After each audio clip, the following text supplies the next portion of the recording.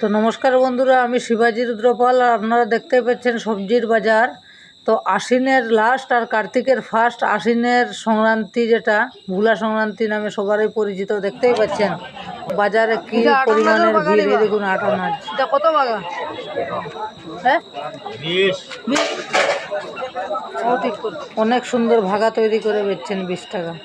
এবং আজকের বাজারের দেখুন কি অসংখ্য ভক্তের ভিড় এবং সবজির অনেক দাম, যেহেতু 8 আনাজের বাজার বলে কথা, যার কারণে শাক সবজির আজকের বাজারটি অনেক দাম। আমি দেখানোর চেষ্টা করছি বাজারের কিছু যে দৃশ্য।